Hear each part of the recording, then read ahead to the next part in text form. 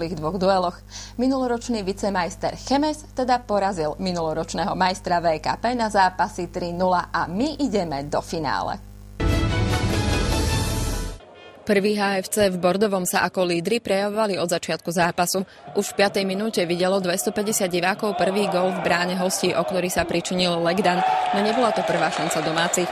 Humenčania hrali koncentrovanejšie, využívali chyby súpera. V 11. minúte mali hostia na mále, keď takmer zvýšil Karnaj. Nasledovali precízne útoky Jurova či Ľubarského. Stav zápasu sa však do polčasu už nezmenil. V druhom polčase opäť aktívnejšie začali domáci hráči. Hneď v 46. minúte zvýšil skóre na 2-0 Karnaj. Nie však nadlho, gól lídra vyburcoval Hanisku, ktorá v priebehu 3 minút reagovala odvetným gólom, keď strelou zo 16 prekvapil nášho gólmana Plačintár a znížil na rozdiel 1 gólu. Hostia sa pokúšali skóre dorovnať, no nedarilo sa im. Diváci však videli ešte 2 pekné góly, z ktorých sa tešilo domáce mužstvo.